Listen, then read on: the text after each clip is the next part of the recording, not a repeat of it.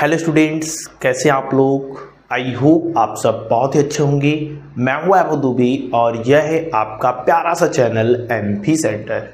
Student, हम लोग पढ़ रहे हैं एप्लीकेशन ऑफ गॉस लॉ, यानी गॉस के नियम के अनुप्रयोग, जिसमें अभी तक हम लोगों ने दो बहुत ही इम्पॉर्टेंट अनुप्रयोग के बारे में पढ़ लिया था।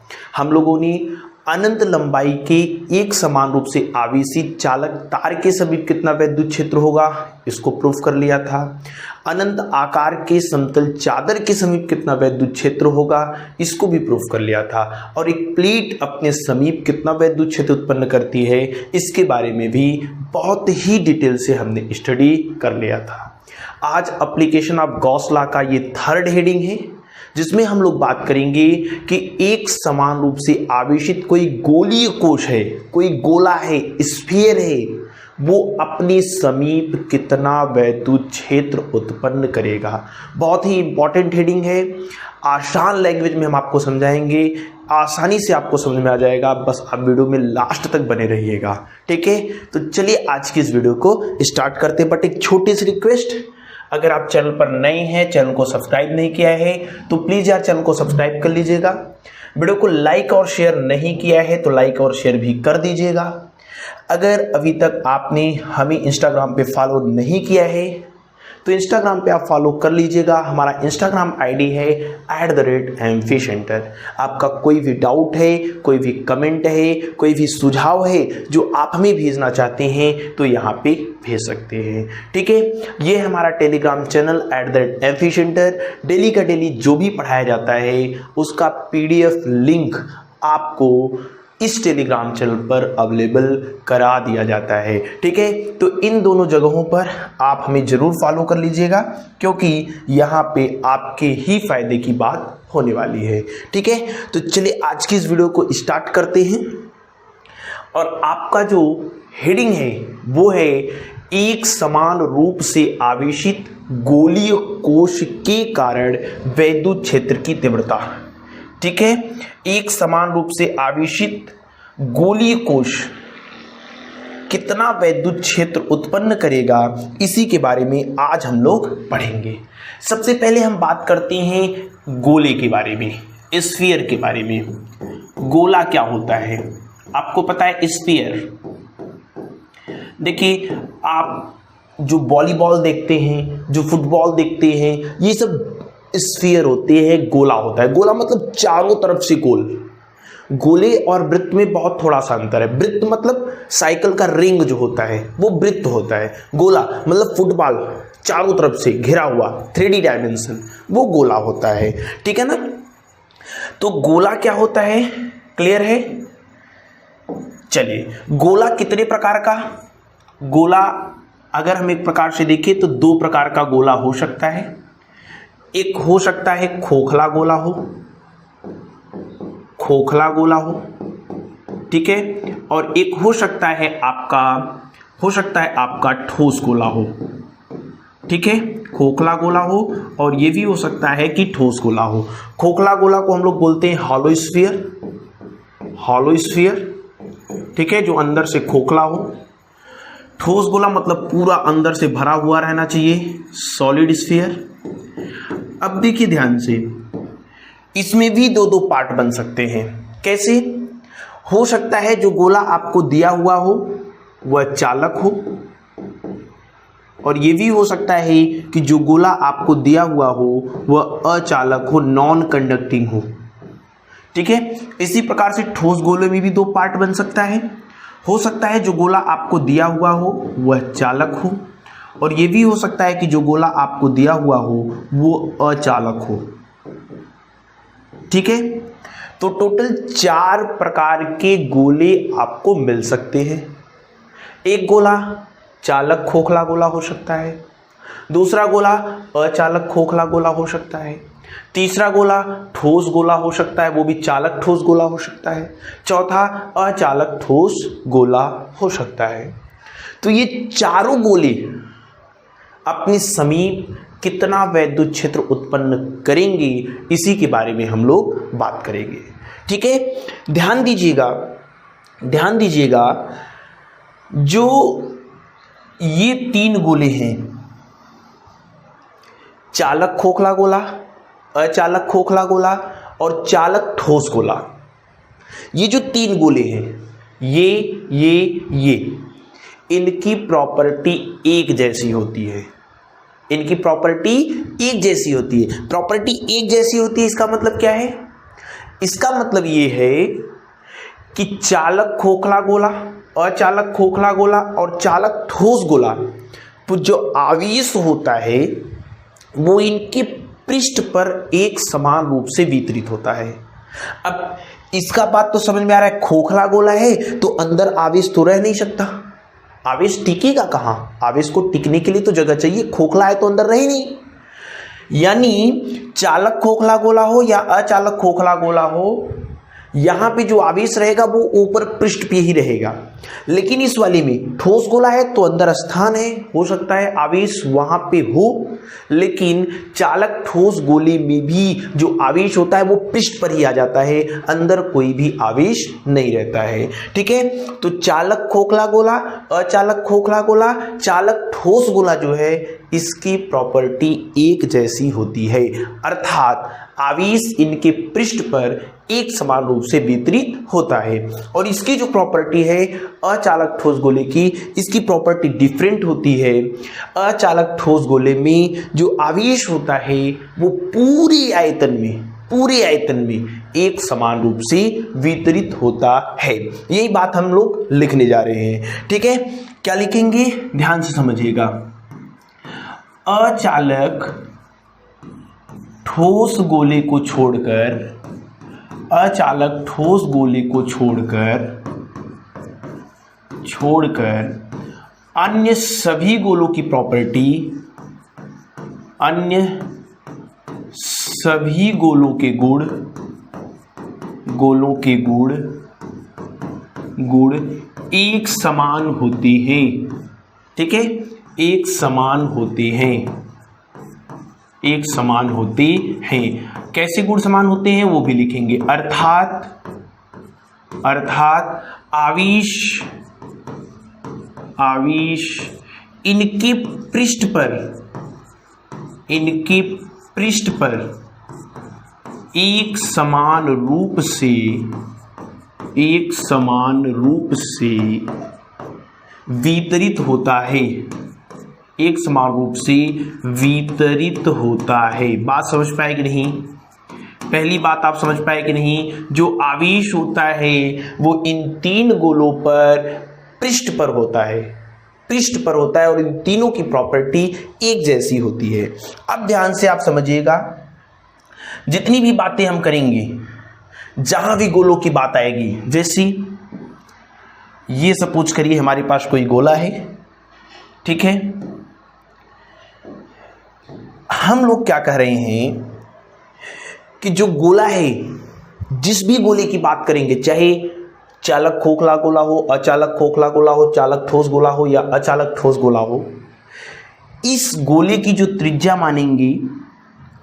मानेंगे वो कैपिटल आर मानेंगे। कितना मानेंगे? Capital R. अभी हम बात किसकी कर रहे हैं? अभी हम इसकी और इसकी बात कर रहे हैं। देखिए, अब हमारे पास 2 हेडिंग बनेगा, चालक खोखला गोला या अचालक खोखला गोला या चालक ठोस गोला कितना वैद्युत क्षेत्र उत्पन्न करेगा। चूंकि इनकी प्रॉपर्टी एक जैसी है तो एक जैसा वैद्युत क्षेत्र भी उत्पन्न करेंगे, लेकिन ये इन सबसे अलग वैद्युत क्षेत्र उत्पन्न करेगा, तो इसको हम लोग बाद में देखेंगे। अभी पहले हेडिंग में क्या देखेंगे कि चालक, अचालक या चालक, ये वाला गोला कितना वैद्युत क्षेत्र उत्पन्न करेगा। ध्यान से समझिएगा, कहां कहां आपको चेक करना है, वैद्युत क्षेत्र कहां कहां आपको चेक करना है वो ध्यान दीजिएगा। वैद्युत क्षेत्र, अब मान लेते हैं कि एक कैपिटल आर त्रिज्या का कोई गोला है जिसपे प्लस क्यू आवेश एक समान रूप से वितरित है। प्लस क्यू आवेश एक समान रूप से वितरित है। ध्यान दीजिएगा, हम वैद्युत क्षेत्र कहां कहां निकालेंगे पहले वो समझिए। वैद्युत क्षेत्र हमें 3 जगहों पर निकालना है। एक यहां निकालना है, यहां मतलब कहां? गोले के बाहर। कहां? गोले के बाहर। ठीक है, आई होप आपको दिख रहा होगा। गोले के बाहर एक बार वैद्युत क्षेत्र की तीव्रता निकालेंगे। एक बार गोले के पृष्ठ पर निकालेंगे, यहां मतलब कहां, गोले की पृष्ठ पर, गोले की पृष्ठ पर, ठीक है।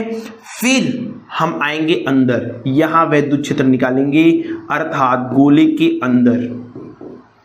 इन तीन जगहों पर हम वैद्युत क्षेत्र की तीव्रता निकालेंगे। कहां कहां, गोले के बाहर, फिर गोले के पृष्ठ पर और गोले के अंदर। इन तीनों जगहों पर कितनी वैद्युत क्षेत्र की तीव्रता होगी, यही हमें ज्ञात करनी है। ध्यान से समझिएगा, हम लिख रहे हैं, माना कैपिटल आर त्रिज्या की गोले पर प्लस क्यू आवेश एक समान रूप से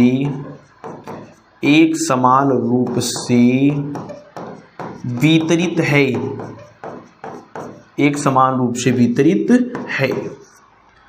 कैपिटल आर त्रिज्या के गोले पर प्लस क्यू आवेश एक समान रूप से वितरित है। हमने कैपिटल आर त्रिज्या का एक गोला लिया है और आवेश को क्या कर दिया है, एक समान।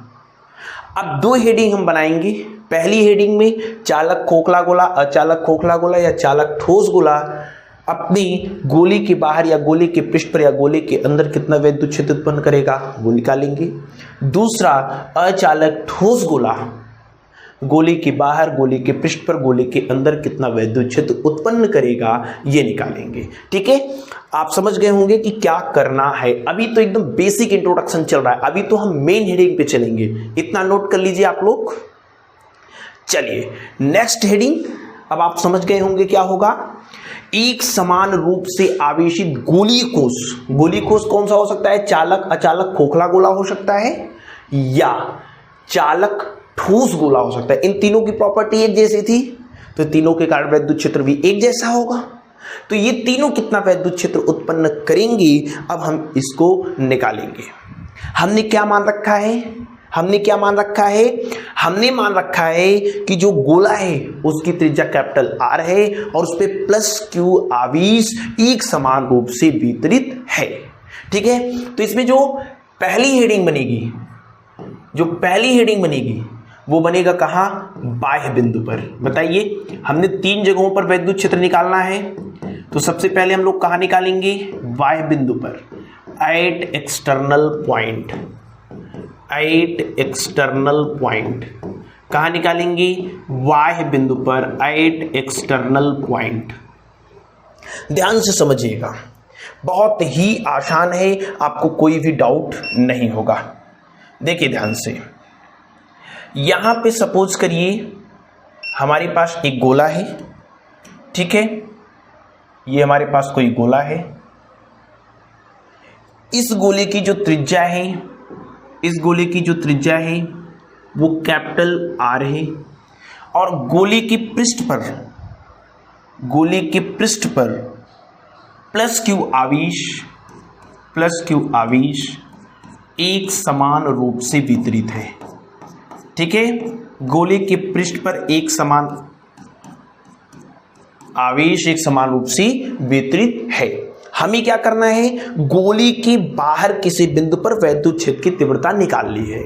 ठीक है, तो गोले के बाहर किसी बिंदु पर वैद्युत क्षेत्र की तीव्रता निकालनी है। आप जानते हैं जिस भी बिंदु पर वैद्युत क्षेत्र की तीव्रता निकालनी होती है, उस बिंदु पर हम लोग क्या बनाते हैं, उस बिंदु पर हम लोग बनाते हैं गॉसियन पृष्ठ। सपोज करिए हमें इस वाले बिंदु पर वैद्युत क्षेत्र की तीव्रता निकालनी थी, इस वाले, अब ये गोला था, इस गोले के बाहर ये कोई बिंदु था, इस बिंदु पर हमें वैद्युत क्षेत्र की तीव्रता क्या करनी थी, निकालनी थी। तो जिस बिंदु पर वैद्युत क्षेत्र की तीव्रता निकालनी होती है, हमने कल आपको बताया था, उस बिंदु पर क्या बनाते हैं, गॉसियन पृष्ठ बनाते हैं। तो ये गॉसियन पृष्ठ हमने बना दिया। गॉसियन पृष्ठ ऐसे बनाया जाता है जो सिमेट्रिक हो, इसके सममित हो। अब यहाँ पे हमने गोला बना दिया तो सभी जगह दूरियां देखिए समान है, तो सिमेट्रिक है इसकी।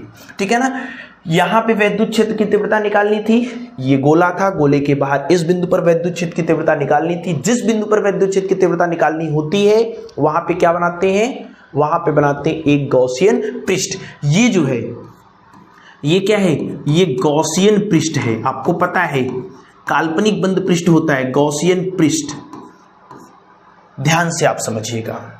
अगर हम आपसे कहें ये छोटा सा अवयव हमने ले लिया, छोटा सा अवयव कौन सा है, DA है। इस DA का एरिया वेक्टर बताइए, DA का एरिया वेक्टर। तो DA का एरिया वेक्टर केंद्र से होता हुआ ऐसे जाएगा, ठीक है ना। Area vector is always perpendicular to the surface. आप जानते हैं एरिया वेक्टर हमेशा सरफेस के परपेंडिकुलर होता है। और जो गोले की बात परपेंडिकुलर खींचा जाएगा, जब गोले की बात होगी तो परपेंडिकुलर हमेशा उसके केंद्र से पृष्ठ को मिलाइए, जो रेखा मिलेगी वो हमेशा परपेंडिकुलर मिलेगी। तो ये केंद्र, ये पृष्ठ, केंद्र को पृष्ठ से मिला दिया, जो रेखा मिला वो क्या मिला, परपेंडिकुलर। तो ये जो डायरेक्शन है ये एरिया वेक्टर का डायरेक्शन है, जिसको हमने नाम दिया है DA। अगर हम आपसे पूछे वैद्युत क्षेत्र की तीव्रता बताइए, तो प्लस क्यू आवेश है, प्लस क्यू आवेश से बाहर निकलेगी, वैद्युत क्षेत्र की भी डायरेक्शन इसी दिशा में होगा। प्लस क्यू आवेश से बल रेखाएं बाहर निकलती हैं, तो देखिए प्लस क्यू से बाहर निकल रही है। यानी DA एरिया वेक्टर का डायरेक्शन, E वैद्युत क्षेत्र की दिशा, दोनों सेम डायरेक्शन में हैं। मतलब यहाँ E और DA के बीच का जो कोण बनेगा वो 0 डिग्री बनेगा। वो क्या बनेगा, 0 डिग्री बनेगा। अब ध्यान से समझिए, अब आपको कुछ नहीं करना है, बस क्या करना है, इस गॉसियन पृष्ठ का फ्लक्स निकालना है। फ्लक्स निकालने के दो तरीके, एक गॉस के प्रमेय से और एक परिभाषा से। एक बार गॉस के प्रमेय से निकालेंगे और एक बार परिभाषा से निकालेंगे। तो चलिए सबसे पहले हम लोग लगाते हैं गॉस का प्रमेय। ध्यान से आप समझिएगा, एकदम आसानी से आपको आएगा, कोई भी दिक्कत नहीं होगा। गॉस के प्रमेय से काल्पनिक गोला कहिए या गॉसियन पृष्ठ कहिए, एक ही चीज है। ध्यान से आप समझिएगा, काल्पनिक गोले। चलिए हम लिख देते हैं काल्पनिक गोले, मतलब किसके बारे में बात हो रही है, गॉसियन पृष्ठ के बारे में बात हो रही है। किसके बारे में, गॉसियन पृष्ठ। काल्पनिक गोले यानी गॉसियन पृष्ठ का वैद्युत फ्लक्स, गॉसियन पृष्ठ का वैद्युत फ्लक्स। तो वैद्युत फ्लक्स फाई ई बराबर क्या हो जाएगा, Q के बटे एप्सिलॉन नॉट। समीकरण नंबर 1 यही तो है, गॉस का थ्योरम तो यही कहता है कि Q के बटे एप्सिलॉन नॉट होता है। ओके, Q के बटे एप्सिलॉन नॉट होता है। अब ध्यान से आप समझिएगा, इसका फ्लक्स हमने निकाल लिया, इसके अंदर उपस्थित आवेश हमें पता था। देखिए इस गॉसियन पृष्ठ के अंदर उपस्थित आवेश कितना है, Q। शुरू में यही तो माने थे, प्लस Q आवेश इस पर एक समान रूप से वितरित है। तो इसके अंदर उपस्थित आवेश क्या था, Q। तो Q में एप्सिलॉन नॉट का भाग दीजिए, इसका आ जाएगा क्या, फ्लक्स आ जाएगा। अब इसी के फ्लक्स को फिर से हम निकालेंगे, कहां से, परिभाषा से। लिखेंगे वैद्युत फ्लक्स की परिभाषा C, वैद्युत फ्लक्स की परिभाषा C, वैद्युत फ्लक्स की परिभाषा C। सबसे पहले हम ये अति सूक्ष्म अवयव है, इसका फ्लक्स निकालते हैं। ध्यान से समझिएगा, यहां पे लिखते हैं, शायद आपको दिख ले, अति सूक्ष्म अवयव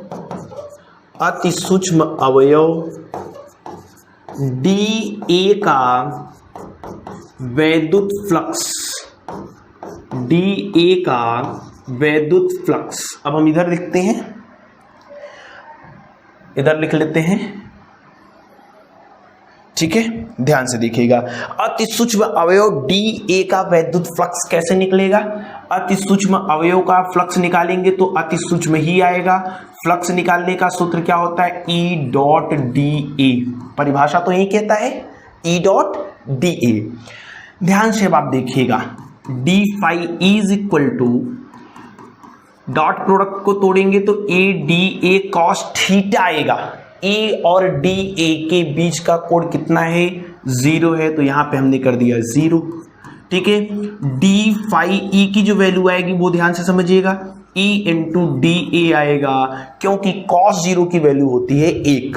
cos 0 1, तो हमें क्या मिला d phi e यानी अति सूक्ष्म क्षेत्रफल अवयव dA का वैद्युत फ्लक्स EDA मिला। ओके, हमें पूरे का फ्लक्स चाहिए, अतः संपूर्ण पृष्ठ का वैद्युत फ्लक्स, संपूर्ण पृष्ठ का वैद्युत फ्लक्स कैसे निकलेगा? संपूर्ण पृष्ठ का वैद्युत फ्लक्स कैसे निकलेगा? समाकलन कर देते हैं।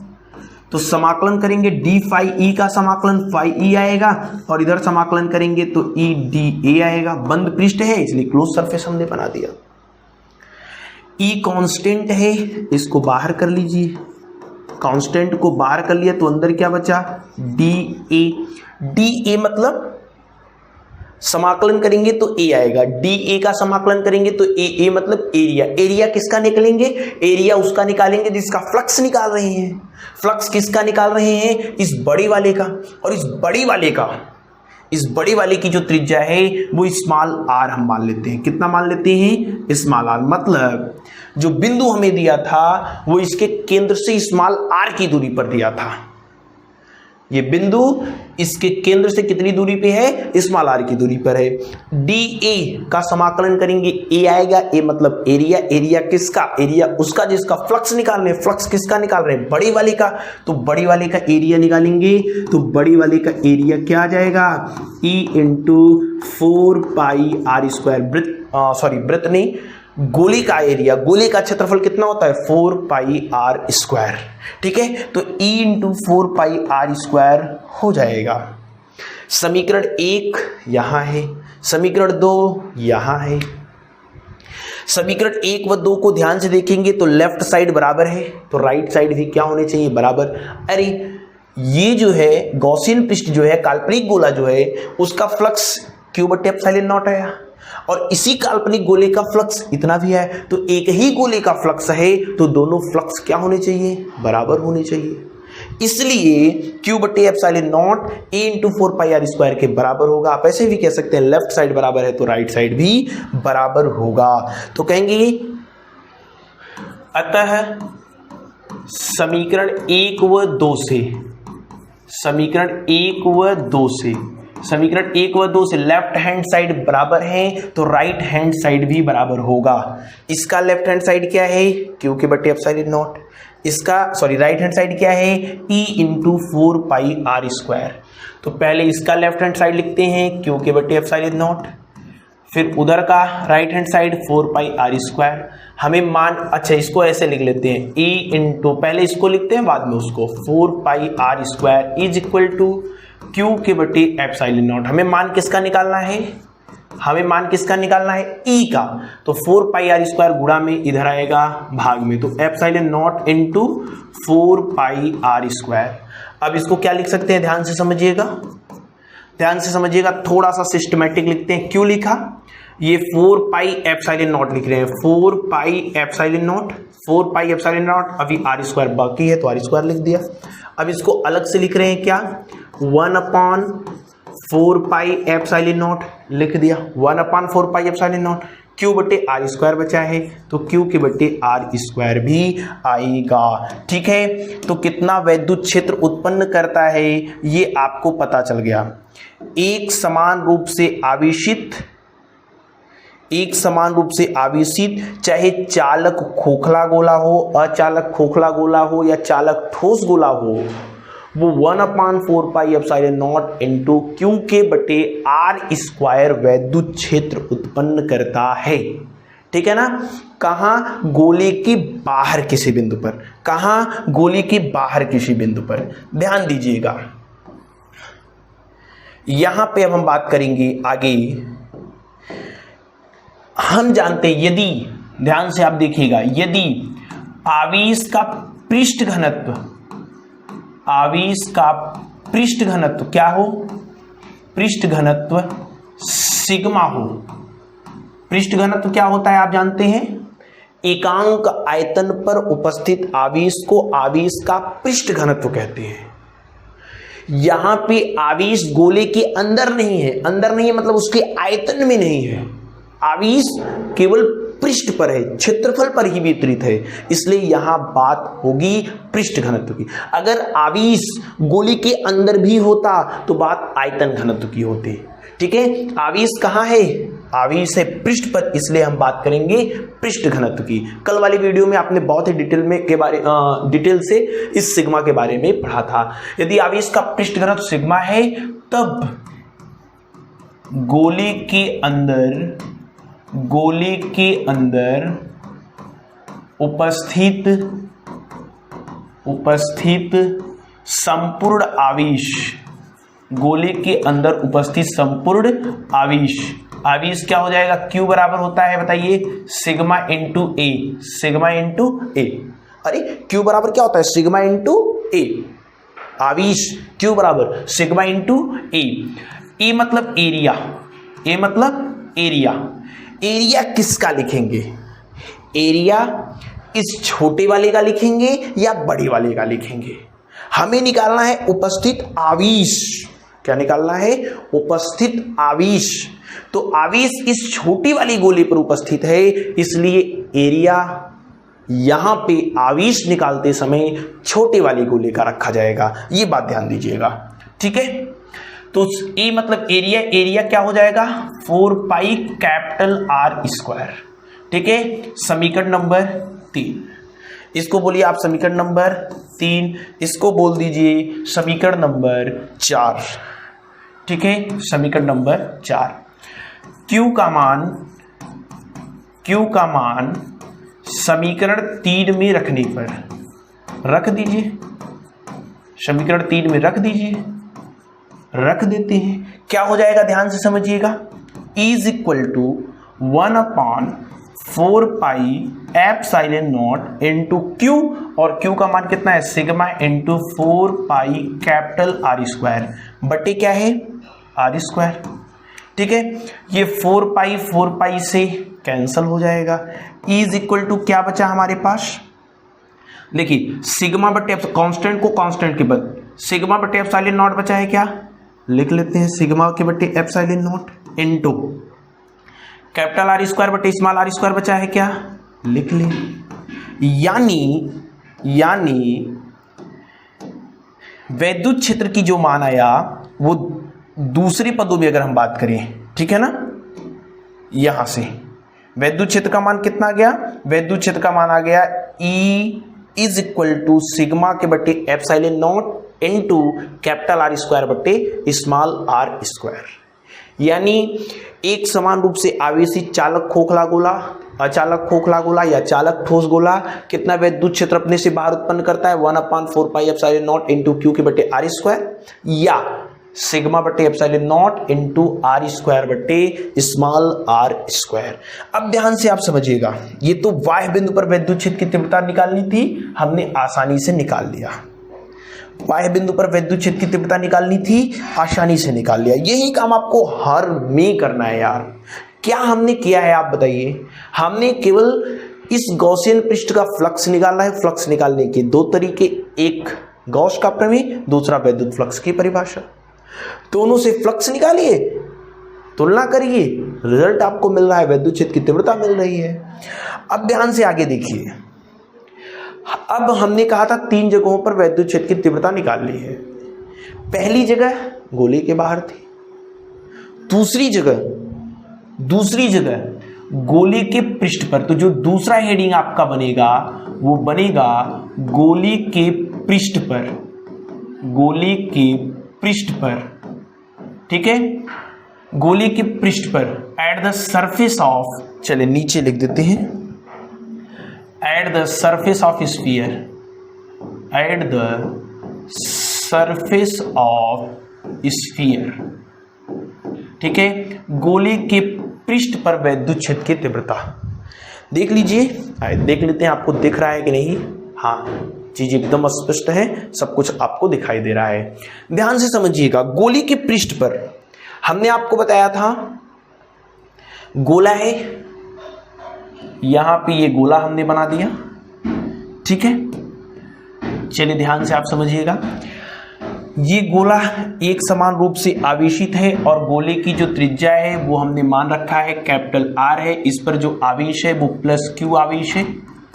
प्लस क्यू आवेश एक समान रूप से क्या है, वितरित है। प्लस क्यू आवेश एक समान रूप से वितरित है।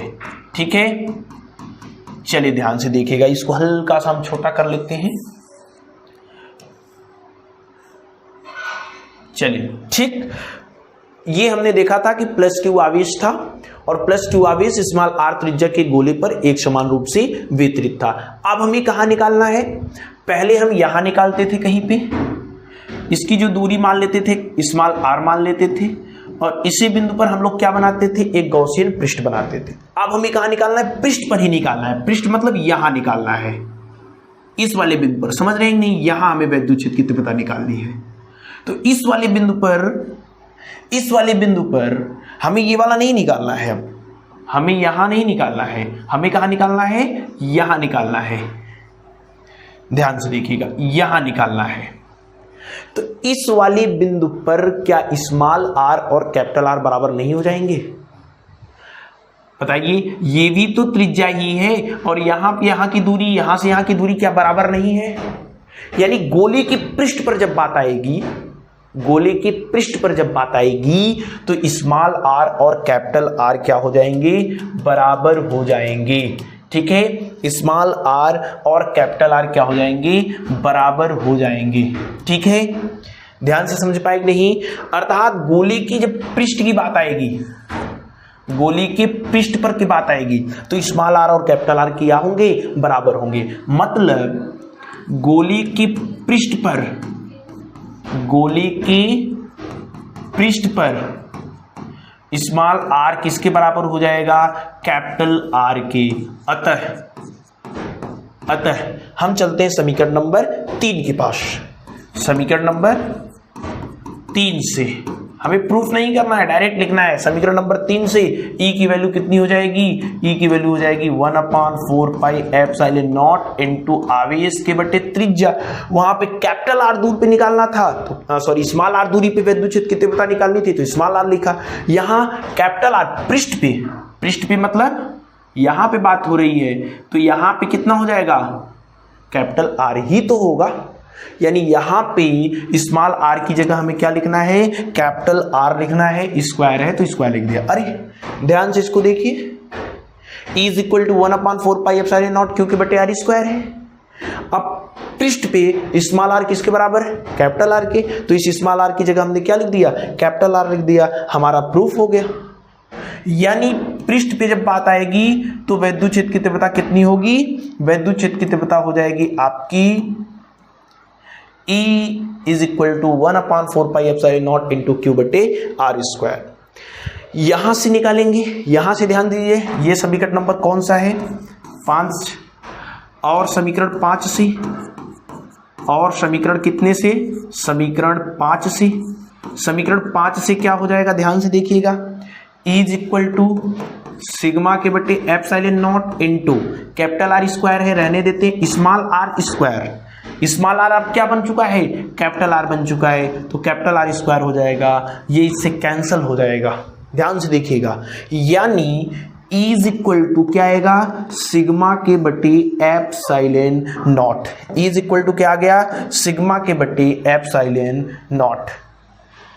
समझ पाए कि नहीं, सिग्मा के बटे एप्सिलॉन नॉट। ठीक है, ये वैद्युत क्षेत्र की तीव्रता आएगी कहाँ पे, इसको हम लोग बोल देते हैं समीकरण नंबर 6, इसको बोल देते हैं समीकरण नंबर 7। ठीक है, तो गोले के पृष्ठ पर या तो इतना वैद्युत क्षेत्र उत्पन्न होगा या तो इतना वैद्युत क्षेत्र उत्पन्न होगा। और ये जो वैद्युत क्षेत्र है, आपने कल पढ़ा था कि एक प्लेट अपनी समीप इतना ही वैद्युत क्षेत्र उत्पन्न करता है। ठीक है, एक प्लेट अपने समीप इतना ही वैद्युत क्षेत्र उत्पन्न करता है। ठीक है, तो नोट कर लीजिए, अभी केवल 2 हेडिंग हम लोग किए हैं। एक समान रूप से आवेशित गोली कोष में कौन कौन से गोली कोष लिए थे, चालक, अचालक, खोखला गोला और चालक ठोस गोला। इसके कारण वाह्य बिंदु पर कितना वैद्युत क्षेत्र उत्पन्न होगा, प्रूफ हमने कर दिया। ठीक है, हमने ला दिया समीकरण नंबर 3 में E is equal to 1/4 pi epsilon naught Q बटे आर स्क्वायर होगा। ठीक है, या फिर इज इक्वल टू सिग्मा बटे epsilon naught capital R square बटे स्मॉल आर स्क्वायर होगा। फिर हमने गोली के पृष्ठ पर यहां पे आए, यहां पर देखा वैद्युत क्षेत्र की तीव्रता इतनी और इतनी होगी, समीकरण 6 और 7 से। अभी आपका एक और हेडिंग बचा हुआ है, कहां पे, गोली के अंदर, गोली की अंदर अर्थात आंतरिक बिंदु पर।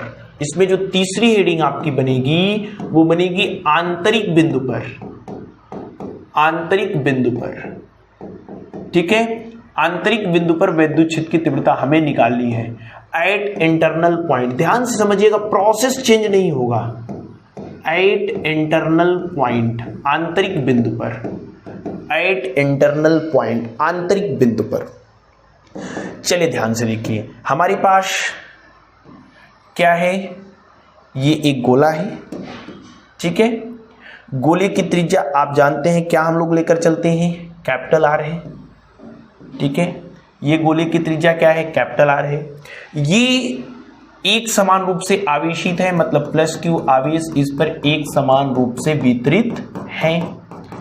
ये जो गोला है अपने अंदर किसी बिंदु पर कितना वैद्युत क्षेत्र उत्पन्न करेगा, यही हमें निकालना है। आंतरिक बिंदु पर वैद्युत क्षेत्र की तीव्रता का मान निकालना है।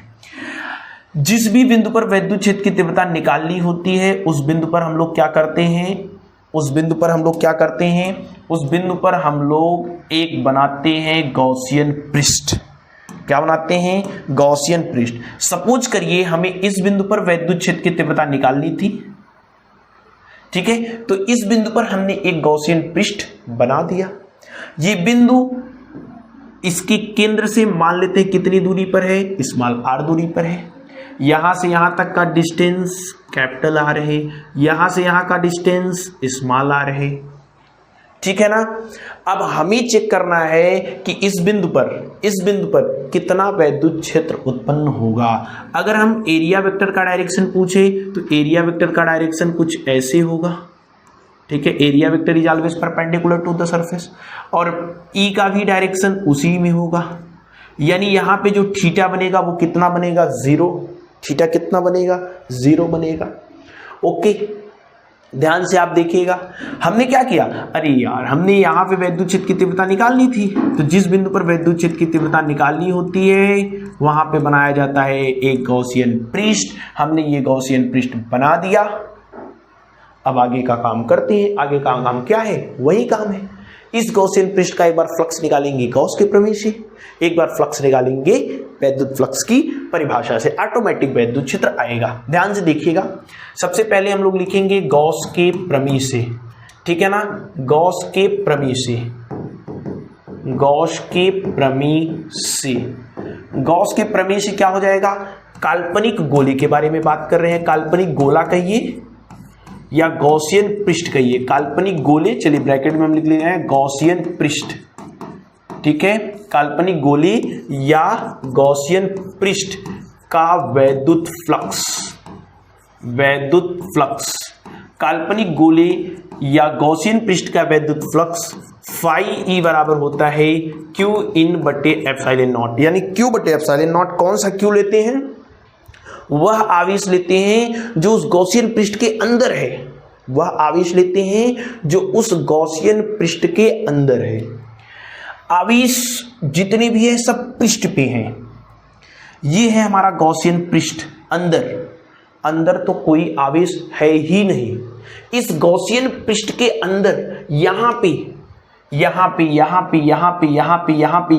कोई आवेश है, यहां पर कोई आवेश नहीं है। सभी आवेश कहां है, सभी आवेश पृष्ठ पर है। कहां है, पृष्ठ पर है। यानी यहां क्यू इनकी जो वैल्यू आएगी, आवेश गॉसियन पृष्ठ के अंदर है, वो क्या है, 0 है। यहां क्यू इन क्या है, 0 है। अतः फाई ई की वैल्यू हो जाएगी 0 के बटे एप्सिलॉन नॉट, और 0 में किसी भी संख्या से भाग देंगे तो क्या आएगा, 0 आएगा। समीकरण नंबर 1, ठीक है। हमें क्या मिला, हमें मिला कि इसका जो फ्लक्स है गॉस के प्रमेय से वो है 0। क्यों जीरो है? क्योंकि इसके अंदर आवेश ही नहीं है। जब आवेश ही नहीं है तो फ्लक्स कहाँ बनाएंगे? गॉस ने तो यही बताया था कि अंदर आवेश होने चाहिए, उसी आवेश में एप्सिलॉन नॉट का भाग दीजिए, फ्लक्स आ जाएगा। तो आवेश है ही नहीं है, यानी फ्लक्स भी नहीं होगा। अब क्या करेंगे? इसी का फ्लक्स निकालेंगे परिभाषा से, यानी वैद्युत फ्लक्स की परिभाषा से, वैद्युत फ्लक्स की परिभाषा से, वैद्युत फ्लक्स की परिभाषा से काल्पनिक गोले का वैद्युत फ्लक्स डायरेक्ट हम निकाल रहे हैं। काल्पनिक गोले का वैद्युत फ्लक्स, काल्पनिक गोले का वैद्युत फ्लक्स। काल्पनिक गोले मतलब किसके बारे में बात कर रहे हैं? गॉसियन पृष्ठ के बारे में बात कर रहे हैं, ध्यान दीजिएगा। ठीक है, वैद्युत फ्लक्स फाई ई बराबर क्या हो जाएगा? Integration of E dot D A. ठीक है, काल्पनिक गोले का वैद्युत फ्लक्स तो ऐसे ही निकलेगा, परिभाषा तो यही कहता है ई डॉट डी ए। या फिर छोटे से अवयव का फ्लक्स निकालिए, फिर समाकलन कर दीजिए, टोटल आ जाएगा। इससे बढ़िया तो यही है। ई डॉट डी ए को क्या लिखेंगे? E D A cos theta. Cos theta, theta कितना है? 0 है। ठीक है, फाई ई की वैल्यू कितनी हो जाएगी? ध्यान से आप समझिएगा, ई डी ए कॉस 0 की वैल्यू 1, तो कहानी हो गई खत्म उसकी। ई कांस्टेंट है, बाहर निकालेंगे। फाई ई बराबर क्या हो जाएगा? E integration of D A, integration of D A. D A मतलब एरिया। एरिया किसका लिखेंगे? छोटे वाले का कि बड़ी वाले का? ये बात ध्यान दीजिएगा। यहां पे हम क्या निकाल रहे हैं? फ्लक्स निकाल रहे हैं। क्या निकाल रहे हैं? फ्लक्स निकाल रहे हैं। तो फ्लक्स छोटे वाले का निकाल रहे हैं, गॉसियन पृष्ठ का निकाल रहे हैं, तो एरिया भी किसका लिखेंगे? छोटे वाले का लिखेंगे। ये ध्यान दीजिएगा। फ्लक्स देखिए, डी ए का समाकलन करेंगे, ए आएगा। ए मतलब एरिया। एरिया किसका? छोटे का कि बड़े का? तो एरिया उसका लिखेंगे जिसका फ्लक्स निकाल रहे हैं। फ्लक्स किसका? काल्पनिक गोले यानी गॉसियन पृष्ठ का निकाल रहे हैं, तो एरिया किसका लिखा जाएगा? काल्पनिक गोले यानी गॉसियन पृष्ठ का लिखा जाएगा। यानी फाई ई बराबर हो जाएगा ई इंटू डी ए। ए मतलब एरिया, एरिया इसका, और गोले का एरिया क्या होता है? 4 पाई आर स्क्वायर। चूंकि स्मॉल आर है तो हमने स्मॉल आर लिख दिया। ठीक है, हमें इस वाले का फ्लक्स 0 मिला। कहां से? गॉस के प्रमेय से। इस वाले का फ्लक्स परिभाषा से इतना मिला। तो दोनों ध्यान से आप समझिएगा, यहां फ्लक्स 0 मिला और यहां फ्लक्स इतना मिला, यानी दोनों एक ही गोले के फ्लक्स हैं, तो दोनों बराबर होने चाहिए। यानी ये वाला ध्यान से आप समझिएगा, ये वाला इसके बराबर होना चाहिए। आप ऐसे भी कह सकते हैं, समीकरण 1 और 2 की लेफ्ट साइड बराबर है तो राइट साइड भी बराबर होंगे। अर्थात समीकरण 1 व 2 से इधर का लेफ्ट साइड राइट साइड पहले लिख लीजिए, ए इंटू 4 पाई आर स्क्वायर। इधर का राइट साइड लिखेंगे तो क्या है? 0 है। 4 पाई आर स्क्वायर गुणा में उधर जाएगा भाग में, तो 0 के बट्टे 4 पाई आर स्क्वायर आएगा। और 0 में किसी भी संख्या से भाग देंगे तो मान क्या आएगा? 0 आएगा। तो E बराबर कितना गया? 0। अर्थात एक समान रूप से आवेशी चालक, अचालक, खोखला गोला या चालक ठोस गोला अपने अंदर किसी बिंदु पर कितना वैद्युत क्षेत्र उत्पन्न करता है? 0। अपनी बाहर किसी बिंदु पर इतना वैद्युत क्षेत्र उत्पन्न करता है, पृष्ठ पर इतना वैद्युत क्षेत्र उत्पन्न करता है, लेकिन उसके अंदर कोई भी वैद्युत क्षेत्र उपस्थित नहीं होता है। हमने प्रूफ किया कि वैद्युत क्षेत्र का जो मान है गोले के अंदर वो कितना है? 0 है। कितना है? 0 है। ठीक है, तो ये आपका एक बहुत ही इंपॉर्टेंट हेडिंग था, जिसमें हम लोगों ने डिटेल से पढ़ा एक समान रूप से आवेशित गोलीय कोश, चालक, अचालक, खोखला गोला और चालक ठोस गोला अपने निकट वाय बिंदु पर, पृष्ठ पर और गोले के अंदर कितना वैद्युत क्षेत्र उत्पन्न करेगा। ठीक है, वीडियो को पॉज करके आप लोग नोट कर लीजिए या फिर स्क्रीनशॉट ले लीजिए। कितना आसान प्रूफ था, आसानी से चीजें आपका एकदम क्लियर हो गई होंगी। ठीक है, तो ये था आपका बहुत ही इंपॉर्टेंट हेडिंग। अभी एक चीज बचा हुआ है इसमें कि अचालक ठोस गोला अपने निकट कितना वैद्युत क्षेत्र उत्पन्न करेगा। ठीक है, तो उसको हम लोग कल वाली वीडियो में प्रूफ करेंगे। ठीक है, वैसे ही आज की वीडियो काफी लंबी है, ठीक है ना, और इसको साथ में कराएंगे तो काफी लंबी हो जाएगी। तो कल वाली वीडियो भी काफ़ी इंपॉर्टेंट होगी, जिसमें हम लोग एक समान रूप से आवेशित अचालक ठोस गोला अपने वाह्य बिंदु पर, पृष्ठ पर या अंदर कितना विद्युत क्षेत्र उत्पन्न करता है, सेम प्रोसेस से हम लोग प्रूव करेंगे। ठीक है, तो कल मिलेंगे। बट एक छोटी सी रिक्वेस्ट, अगर चैनल पर नए हैं तो सब्सक्राइब कर लीजिएगा, वीडियो को लाइक और शेयर भी कर दीजिएगा। अगर आपका कोई भी सुझाव है, कोई भी डाउट है, कोई भी कमेंट है जो आप हमें भेजना चाहते हैं, तो ये है हमारा इंस्टाग्राम आईडी @mfcenter। यहाँ पे आप अपने सुझाव हमें भेज सकते हैं। आप जो भी पढ़ाया गया, अगर इसका PDF पाना चाहते हैं तो ये है हमारा टेलीग्राम चैनल, यहाँ पे ज्वाइन हो जाइए। यहाँ पे आपको इसका PDF दे दिया जाएगा। ठीक है, तो आई होप आज की वीडियो आपके लिए हेल्पफुल होगी। आज की इस वीडियो से आपने कुछ सीखा होगा। कल मिलेंगे, जो एक हेडिंग बचा हुआ है उसको, एप्लीकेशन ऑफ गॉस लॉ का लास्ट हेडिंग है, उसको भी डिटेल से हम लोग इजी लैंग्वेज में करेंगे। कल मिलेंगे, तब तक बेस्ट ऑफ लक।